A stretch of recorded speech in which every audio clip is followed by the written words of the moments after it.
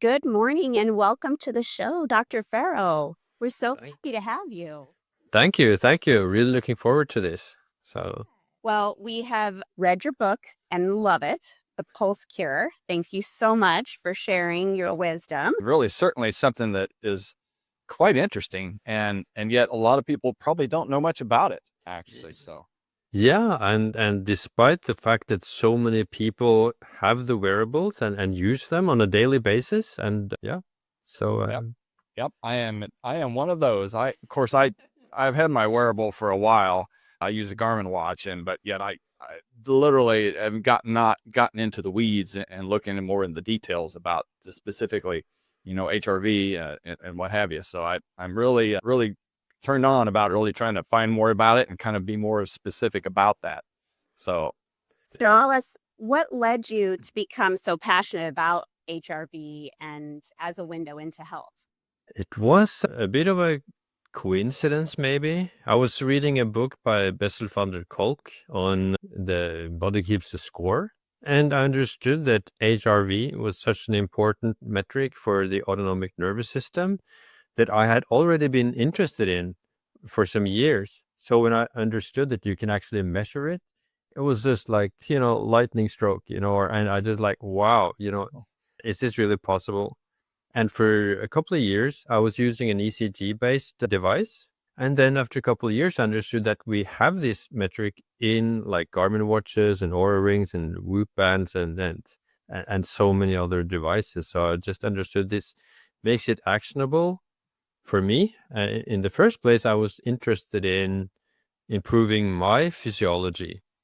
And only after a couple of years, my publisher got aware that I was doing this and asked if this was a book for them.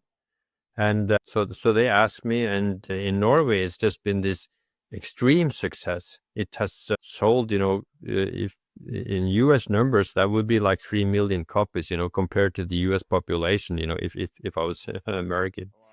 So it is just, of course, then totally transformed my life from being an anonymous doctor, with one-on-one conversations to being like in media all the time, and so many people on Instagram and so on. So now I really have to pay attention to what my watch is telling me. Yeah. Yeah, I bet. for the listeners that maybe don't know, let's kind of give me a rundown. What is heart rate variability? What does that mean? Heart rate variability is the variation between heartbeats. So I, as a doctor, and probably most people would think that a good heart rhythm would be a very, very steady heart rhythm. But it turns out that that is only true if you are in the stressed state, which of course is good if you need to mobilize your forces and do something really hard. But if you are in this stress state all the time, you're overtaxing your physiology and wearing yourself out, and you're not allowing your body to recover. So the heart rate, when we are in the recovery state, the parasympathetic restful state, then there will be a variation between heartbeats. Because when you breathe in, the heart rate goes up a little bit. It speeds up as the lungs fill with oxygen. And when you breathe out and there is less oxygen in the lungs, it will slow down, just measured in milliseconds, just a little bit. But it's actually detectable. You can feel it if you are really calm. So then you can use your heart rate as a monitor for the intensity in your life, on your physiology. And that is, of course, such a valuable tool. It's valuable for me as a doctor, of course, when I see patients, but the fact that we can have this on our wrist at all times, comparing it with millions of people that are using it and artificial intelligence and algorithms, it just makes it such a powerful tool that it can tell you so much whether you are living a lifestyle that is compatible with health and energy over time. Right. Yeah, because I know that some of the details of research that I've been looking into with this, the more we look into it, the more it's like, wow, this is really related to just about every aspect of health, from mental health to chronic diseases. That it's incredible what you can understand or learn about it.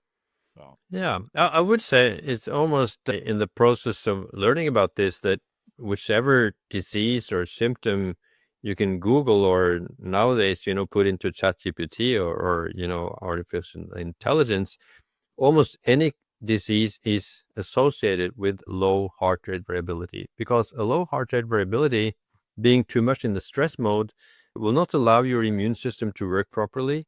And then any disease kind of in any organ can come through, which would be like from autoimmune diseases, heart disease, cancer, and then almost anything you can think of. Right. And one of the things that you talk about in the book is that your heart rate variability can show up with some issue before we actually feel it in our body. And how is that? Yeah, often your immune system will react to, for example, if you get a urinary infection or a pneumonia or COVID or just about anything, your body and your heart rate will react before you feel the symptoms, because the symptoms will come once the immune system is kind of powered on totally, and then you will feel it. But before that, you would have seen that maybe for a day or two in advance, that there's something happening here. And yeah. That's fascinating. Yeah, I noticed that. That's what a little bit of more reading that I've done. It's, heart rate variability and respiratory rate are two of the things that are noticeably changing. They change before we notice or detect other changes. So it's certainly fascinating to see that. So how are you using heart rate variability to move from a reactive medical model to a more preventative or personalized approach? Use it to get to know my body better and to get to know what will strain it from surprising sources, and how much kind of this energy do I have this day that I can use, because I'm trying to use only energy that I've saved up to use on that day. So that, for example, I've just been to a wedding, this kind of a 3-day intense wedding in Barcelona, came back late last night. And then, of course, I've spent a lot of energy, been drinking some alcohol that I do maybe 3 times a year because it's such a big stressor. So then I know that, okay, I will need to recover. I can see it clearly on my watch that my body is still working on this intense experience that, of course, is worth it. It's a wonderful time, but I cannot just go home and just start the week with as much activities as I would otherwise. So you get kind of an insight into how much energy do you have to spend on a certain activity. Should I train today, for example, or should I rather make sure that I get enough sleep? Maybe do a power nap in between, or activities and so on. So I become quite good at navigating my stress symptoms or system according to what I can see from my devices. I love that. You make an educated decision about how to work with your body. Yeah, it's like you get, just like in your car, you would have insight into what goes on under the hood, the temperature of the engine, how much fuel is left, what is my speed, and so much other data that you need as you're driving, so that you're not just, run out of gas and so on. And this is the kind of the same system that you get insight to what goes on under your hood, So it's very valuable information. And the fact that it has become this bestseller and translated into 8 or 9 languages is because it works. Once you get your stress balance under control, or a larger degree of control than you may have had, you will feel it. You will both have less symptoms, and you will feel more energy, and then people tell everybody else, and then so that is why it's selling that much. Yeah. We see a lot of folks that don't realize how stressed they are until we show them numbers. And that's a great tool that people can use to see, okay, well, how stressed am I? How is this affecting my daily activities and all? So, and to continue with that thought, is this something where when we get heart rate variability numbers, HRV numbers, do we look specifically to compare ourselves to others, or do we look at it as our trend in ourselves? Yeah, I think we should look at both things, really. We should look at mostly compare it to our own trends. because the different devices will use maybe 3 weeks of calibration to your system and then give you answers according to that. But of course, if you have a really low heart rate variability, chances are that you could improve it more than if you find out that you have a high heart rate variability. But there will be some 30 to 50% genetic variation to this. But of course, chances are that you find that you have a 20 milliseconds heart rate variability, that you have a strained system, compared to that you suddenly find out that you have 70 or so. But it's important to say that, for example, then 2 people, one with a heart rate variability of 30 milliseconds and another with 60, could have the same objective level of health. So to speak. So that's important to have both of those thoughts in mind. Yeah, and I think that speaks to the fact that personalized healthcare is so important because every body is different. Absolutely. So this is something that is good for personalized medicine, because usually as doctors, we will get results from a huge study for maybe 1,000 or 10,000 people, and the number we get is the average. And of course, the average does not really tell you anything about how you would respond to certain medicine or treatment or circumstance, right? But here you can see how you react to, for example, alcohol, or for example, a session of a workout. It will depend on your system. So, and you probably, you had, the devices, you'll probably have seen that you will respond differently to the same activity. Yeah, absolutely. It certainly makes a difference. So, speaking of responding, how do women kind of go through their hormonal shifts with perimenopause? How does that affect HRV? That would affect HRV. So you would see when you get into perimenopause, that we as doctors probably hadn't even heard the word, 5 years ago, from perimenopause, you would see that there will be a decrease in heart rate variability, and you would be more vulnerable to stress. So maybe if you were having a balanced life, you wouldn't necessarily feel the same symptoms when you get into perimenopause. So I think it's also a thing that you're more vulnerable and have to take more care about your stress balance going into menopause. And you would also see that when you get the right hormone replacement treatment, you would respond to that in heart rate variability. So many women tell me that when they find the right bioidentical hormone replacement, then they feel better than in the synthetic variations also. So, and before that, when it comes to the menstrual cycle, we find that the week before the period is quite a substantial strain on your system that, of course, many women would not have taken into consideration. They would think that they are feeling bad, irritated, snappy, or different kind of symptoms. But we can see from the heart rate variability that is a physiological load on the system, which is actually as large as a strong COVID infection. So I can see the same curves for that week, that, because often COVID lasts for a week, right? So it would be very similar both in depth of the reduction in heart rate variability and the length.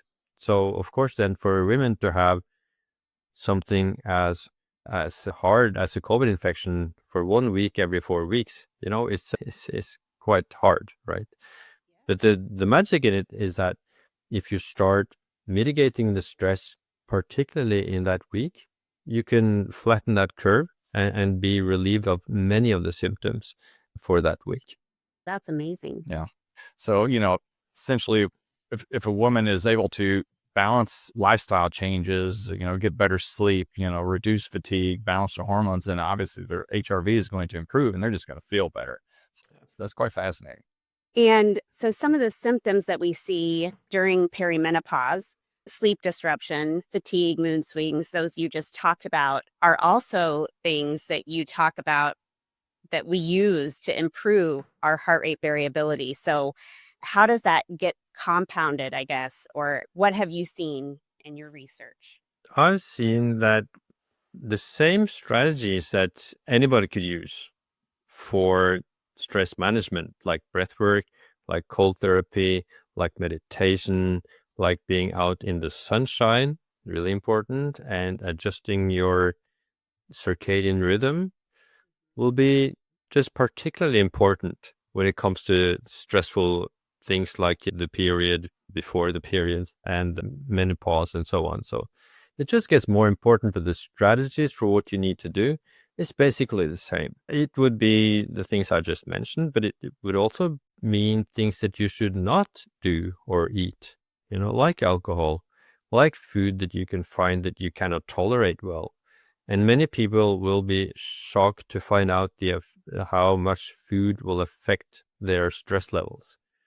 Mostly that will be ultra-processed food. It would be sugar. It would be flour-based food, like bread, bakery stuff, and so on. I personally find that chili is really, really stressful for me. It can be just as stressful, so I would feel like I have a hangover the next day, and it just then not a feeling. I can see the stress levels throughout the night can have been as high as if I was having a lecture in front of 200 people. The same stress levels as measured in the heart rate. Wow. So that brings me to another question. Obviously, this probably was stressful to you before you were looking at your HRV, but how does using the tools that we have to monitor HRV differ from like really just being intuitive about our body? Like, how have you noticed that that is difference in just being intuitive? Yeah, it would have been great if we were that intuitive, but we're just not. And that has a real evolutionary reason. And it's because throughout evolution, all the threats to our lives and health came from the outside. So we have excellent eyesight, excellent hearing, excellent smell and taste. We can feel, small differences. Because what was dangerous was other enemies, other animals, a snake moving, or something in a fire close by, and these kind of things. Foul food, for example. But we would never need to worry about our inner stress levels because we were hunter-gatherers. Either we were out hunting or gathering or fighting for our, properties or food, or they were relaxing. If nothing happened, they were by the bonfire, they were relaxing, just talking. They would be sleeping at night when it's dark and so on. So we never needed this sense for our inner stress levels that we need now, but the stress is reflected in the heart rate. So, for example, we can see millions of shades of colors, but whether I have 60 or 80 in heart rate right now, there's no way that I could feel that. And that would represent a huge difference in stress levels. So that just tells us that. And for example, I used, even as a doctor, to use alcohol to wind me down in the evening. I thought it would be a stress reliever. Turns out it's the worst thing I can do, right? So that kind of tells us how little insight or we could have into it. And of course, most people live kind of stressful lives. And then it's particularly hard to detect these subtle differences that our body's trying to warn us. We're just not listening. So I think I write in the book that the body speaks softly and we are poor listeners. So and if we were good listeners, and we wouldn't have these problems with stress, fatigue, brain fog, everything that all these lifestyle diseases that we now struggle with as doctors. Yeah, I love that. As a person that does endurance, athletic events and things of that nature myself, what would I look for as far as HRV? How would that be something that would affect my performance for doing an activity or my performance for going about doing training? What should I be looking for Yeah. specifically if I'm either training or if I'm getting ready to have a big endurance event? Yeah, firstly, I would say that often an athlete would use heart rate or resting heart rate as a measurement of the state of their system. But heart rate variability is much more sensitive. So I often say that it's like watching your heart rate with a magnifying glass. For example, I've seen an athlete being overtrained where his resting heart rate in the morning just went from like 42 or 41 to 42, maybe up to 43, but his heart rate variability was 50% lower. So he wasn't able to see the difference between 41 or 42. But when I looked at his numbers, I could see that his HRV went from like 105 and down to 60 or something. So he would have seen it. So it's just more easy to see that in heart rate variability. And when you're an athlete, you need to put strain on your body and then recover to build yourself stronger.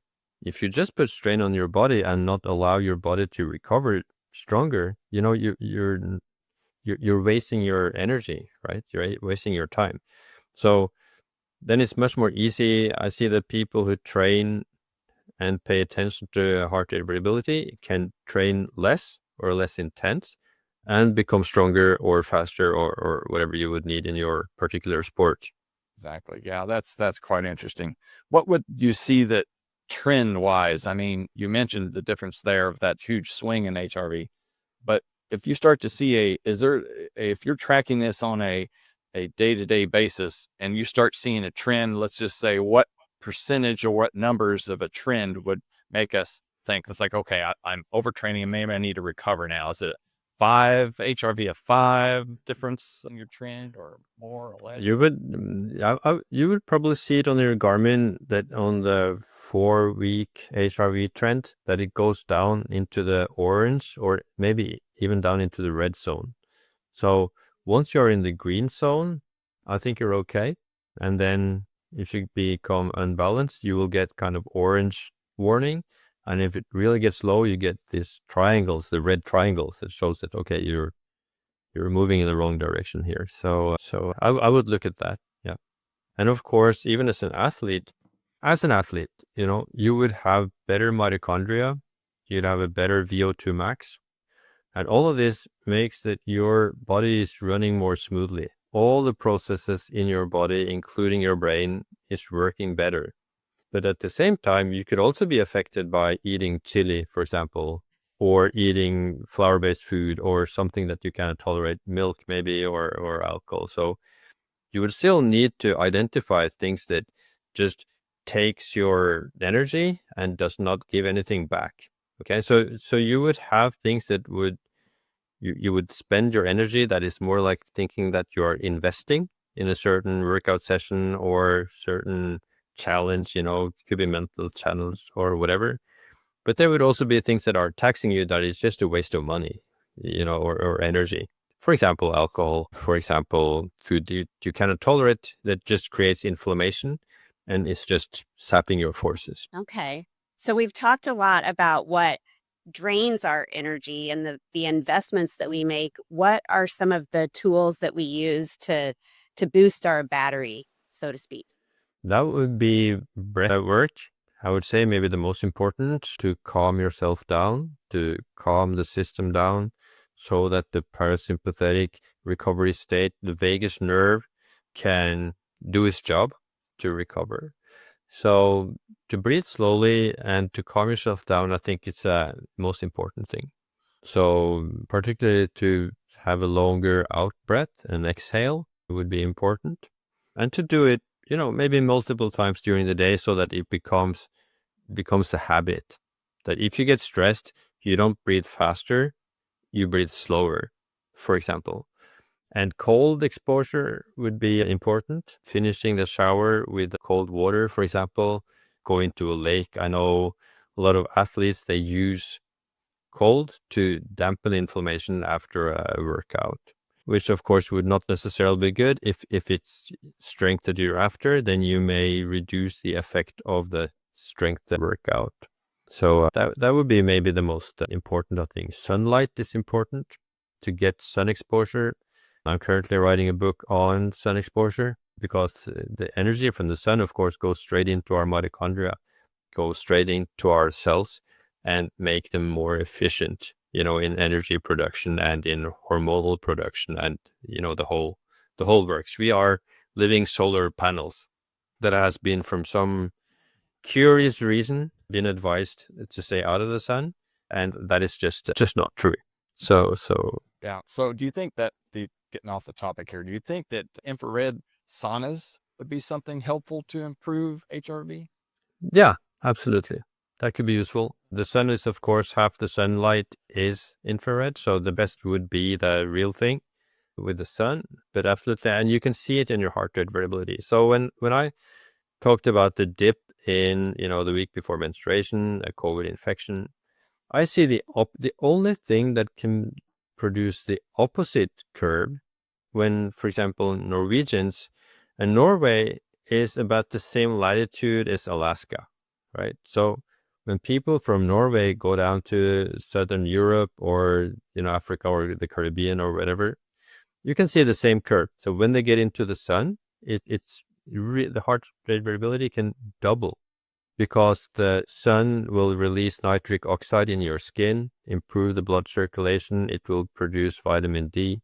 It will make your mitochondria work better, and has like hundreds of different effects in your body that will be visible in the heart rate. So of course, there will be much more heart myocardial infarctions and heart disease in the winter than in the summer. And that is much because of the lack of sunlight in the winter. Interesting. So just getting out in nature. Yeah. Literally. That's all it is. Simple prescription. So you've talked a lot about alcohol as one of the biggest things that can impact. Can you explain the effect of alcohol on long-term health? Yeah. The problem with alcohol is that once you drink the alcohol, it will be calming for your system. And I can see that on my watch as well, that a couple of glasses of wine, I go into a deep parasympathetic state. But the problem is that in your body, the alcohol will be transformed into acetaldehyde, which is really toxic, and your body has to work really, really hard to get rid of that. And that is why in the night, while I'm sleeping, the stress can be as high as I said, if I'm holding a lecture. And that is quite shocking to people when they see that, because they would probably regard the feeling they have the day after as a feeling. But when you see that you have been working as hard as, a full day of work during the night, then it becomes more easy to see what has happened. And according to Whoop, the band I have on my right wrist, alcohol is the worst stressor of all the stressors. And it will take 5 days to recover if you've been out drinking, a few drinks for an evening. So I don't think I've met anyone tracking their system that has not reduced the amount of alcohol that they drink. And of course, over time, when do you feel and look the worst? That's after a night out, right? You just have to look in the mirror and you understand it. Okay, that was no spa, So, and over time, you can see that the people who drink a lot, they are the ones who look the worst, and also who have more diseases. They live shorter lives. So obviously alcohol is a big stressor, both A contributor. on the day-to-day life, but also on longevity. Yeah. And particularly as we get older, when we're younger, our body is so forgiving, with our mitochondria are working at full power. But when we get older, the power of the mitochondria, of our organs and system, is just working poorer.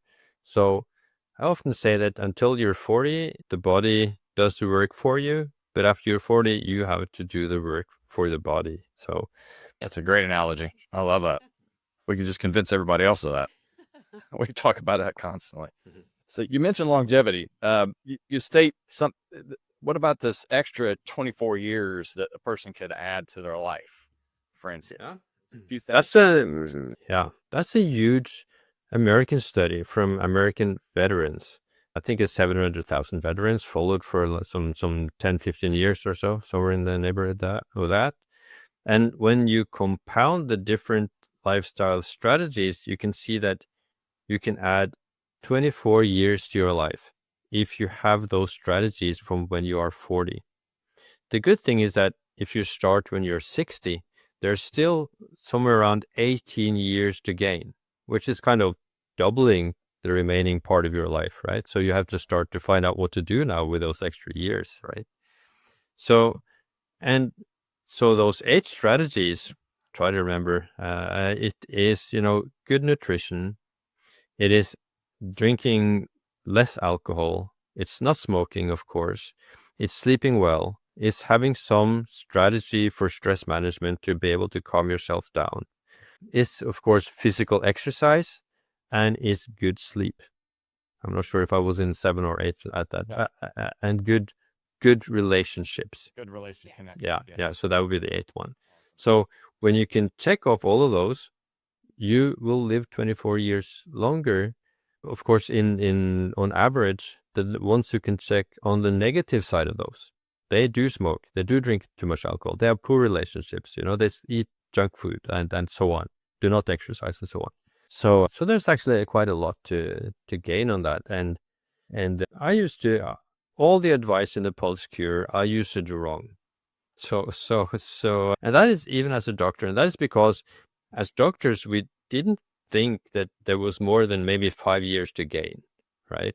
So we knew it was better to do the right things, but not how much we could improve. So I used to think that, okay, I did not exercise, I did not care much about sleep, so because I thought that there would be only 5 years to gain, and it would take me 5 years to do those things and effort, So now, of course, we know that the budget is quite different, that with the effort, you can get 24 years and not just 5. Of those strategies, what is your opinion? What do you think is the biggest one? That would be physical exercise. I think it would be, there would be like physical exercise and probably sleep, and then nutrition. Yeah. And then relationships. They would be, but they are pretty, when I see the graph from this, it's quite similar. But at least those 4 would be probably on the top. Yeah. Do you think that there is one that gets most overlooked? Most overlooked. That probably would be exercise. I think, and sleep. Yeah. I think exercise and sleep. Yeah. So, and that is why the Pulse Cure starts with sleep, because once you get a good amount of sleep, you get more energy to do the things that requires more effort. Sleep is just that the body does it, by itself. You just have to make it possible, and what makes it possible, you might ask, it's not eating after maybe 3 or 4 hours before you go to bed. Avoid that last meal. To start dimming the lights in the evening, or putting on blue blocking glasses to calm yourself down in the evening, to have your bedroom totally dark and cool, somewhere around 60 to 65 degrees Fahrenheit, avoiding alcohol, of course. Once you get your sleep right, it's easier to do the other things. And then I would then, of course, start with exercise. And if you're not used to exercising and you have a low level of VO2 max, then you don't tolerate much strain. So you should really pay attention to the Garmin watch, which, by the way, is the best tool for this that you already have. It will tell you after an exercise how much recovery time you need. And at least for people who are not used to exercise, I would advise to keep that recovery time below 24 hours. Because if you have a low VO2 max, maybe then a normal run you would probably think that would be an ordinary run could give you like 3 or 4 days of recovery time, because your body is struggling so much to recover from that quite easy run that for other people, they would just shower off, with it in half an hour, right? If you have a good VO2 max. So probably, what is your VO2 max, Mark? Is it 50 or above? 60s. 60s. Wow. That's crazy. It's something that I didn't realize where I was at until I started looking at it. It's like, wow, I really feel pretty good. And I do stay very active, but I also take care of the house. I take care of the house basically with the sleep and the right diet, and and I avoid alcohol and all those things that you mentioned. Yeah. If you have it in the 60s, then you would be at the top, probably 0.1%, of people. So that's a very high number. Thing too that I really take a lot of interest in recovery too. Recovery is so important, which obviously sleep, you're recovering in your sleep, but I don't want to run every day, and I will do different activities so that I can give myself rest. And I think that makes a huge difference. Yeah. So, Yeah. so the Garmin watch is kind of your go-to. You think that's a good place for somebody if they're starting up and to some information on HRV? Yes, absolutely. That's the most, if you want to micromanage a lot of the things that I'm talking about, if you want to micromanage them, then Garmin is really the only choice. Because with the Whoop and the Oura Ring and other devices, they are more crude. They don't give you, the graph that you see on your Garmins. You can pinpoint exactly, the 10 or 15 minutes that are stressful and to which degree. So it's much more actionable. It's more, I think it's more data power in it also compared to the other devices. So while Oura Ring and Whoop is also good, in my mind, Garmin is by far the best. And they are the best because they have bought the Finnish company First Beat Analytics. So that's the company that used the ECG-based monitors that I used for a couple of years. And they just bought the algorithms from that company. And that is why they're better. So it's Polar H10 straps, those chest straps, I've heard about those being real good too. But yeah, that's fascinating to know that they've just done that. Yeah, so I think it's the software more than the hardware that is the most important thing. Right. That makes sense. Is there a level of Garmin that, some Garmins can get really expensive? Yeah, so already from the cheapest one, or the cheapest one that is good enough, is the Forerunner 165. I believe you could get it down to a couple of $100s or so. Okay. So it makes the entry level quite accessible for most people. Of course, you can probably get them secondhand also. Yeah. So while Whoop and Aura would be maybe 2 times that price, and they would also have some the subscription, so that you would need to. Yeah, the battery life on a Garmin, I'm really impressed with that too. It lasts quite a while. Yeah, it could last. For I had ones that had 30 days, a month of battery time. So the ones I have now is it will have maybe 16 days. So anyways, to charge it for an hour every 16 days is okay. So yeah. So how do you encourage your patients to translate their HRV data into real lasting behavior changes? I think the most important is to use it as a motivation so that you can see that when you do a good thing, like fasting or intermittent fasting or cold water or stay well from alcohol, just to be able to see the consequences, I think is the most important. And of course that it makes it possible, makes it so much easier when you see it.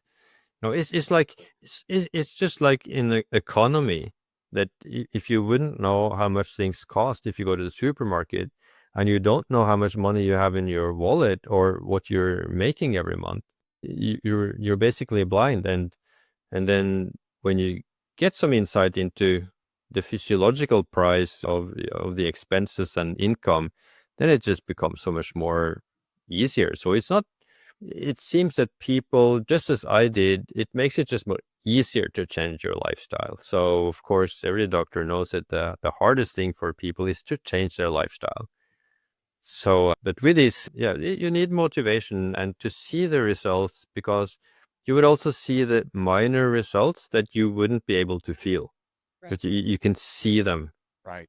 on the watches. Yeah. Because we have a lot of patients that come in and to see us, and they feel like they haven't lost this or lost weight or they're not improving. But when we show them their body compositions and now they can look at their HRVs, it's like, yeah, I am doing the right things, and this is making a difference. So that's just a game changer for them. Yeah, I think so. Have you had a situation where people get really hung up on their numbers and it's almost a stressor for them to chase the numbers? Yeah. So some people will be too hung up in things, whether it's whatever it is. Right. So, but it's then more a general problem of being too hung up in things, that they need to fix.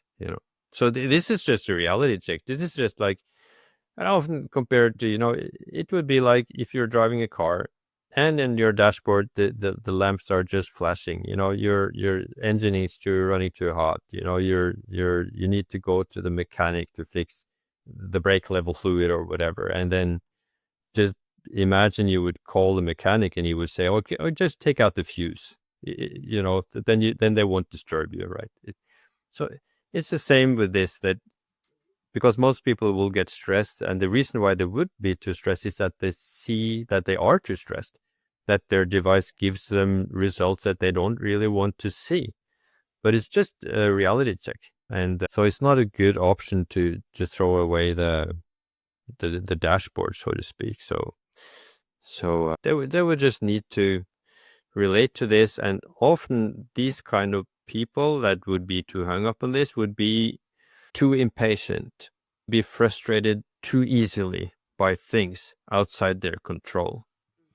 And they would just need to be more accepting, just understand that change takes more time and that they would do it in smaller steps than they would want, right? So, and of course, this is not necessarily for everyone, although I would believe it is for most people. And so I've written the book for the ones who think that, wow, this gives me insight into my physiology. That's a good thing. I want that, and there's nobody else to tell me. So I would like the book, because funny enough, this is at least what I can find on Amazon. This is the only book that gives you the information from a health standpoint, how to use the wearables and heart rate variability to improve your health. I think there's one more, but that's a self-published book that I haven't read. So, and of course, half the population use this, either as a Apple Watch or Samsung or Garmin or Right. So it's a surprise that there's not more doctors, or that the healthcare people have been making more books on this. So True. good for me, but Yeah, no kidding. So is for a person that just wanted to get started to try to see where they're at and kind of improve their own lifestyles and their own quality of life, and get, start to measure their HRV, suggesting probably, look at the Garmin options, and of course get the book, the Pulse Cure, and to read through that and start to understand really what you're going to be doing and how you're going to be doing it. Yeah. But what would you suggest? yeah.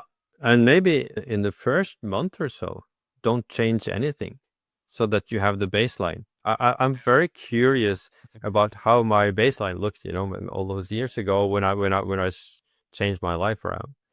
So that you understand where you come from. So just take it easy. The most important is not how you're in 3 months or half a year even. It's 1 or 2 or 5 or 10 years from now. That's the important thing. Yeah. And you do have some other resources. Is that right? The pulsecure.com. There's other resources for people. Yeah. There's some information there as well. Yeah. There's a blog and Excellent. Well, and the book is also an audiobook. So if people rather want to listen to a book, it's that's also possible. yeah. Good. So they can find the book on Amazon, Yeah, on Amazon, and you can find it on your iPhone even. So in the book app there. Yeah. So from reading the book, I know that you are an adventurer yourself, and we love adventures. What's a recent adventure that you've been on that you've really enjoyed? The recent one was I was sailing a month in the Caribbean from Grenada and up the Grenadines with my family. So that's the kind of adventure. We have been sailing halfway around the world with my family.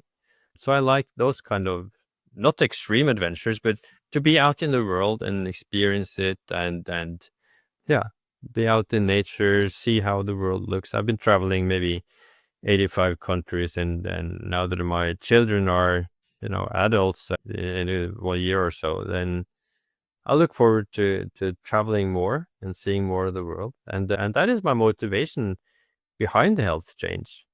So because I was not, even as a doctor, really interested in health by itself or in itself, but it's something that you need to have to live your life and be able to use it, right? So it's not about spending every day or a week, to get better health, but but to have it as a basis for living your life. So Yes. I love that. Yeah. Awesome. Well, thank you so much for your time today. And we look forward to looking for your next book. thank you for having me. Appreciate it. Have a great day. Yeah, you too.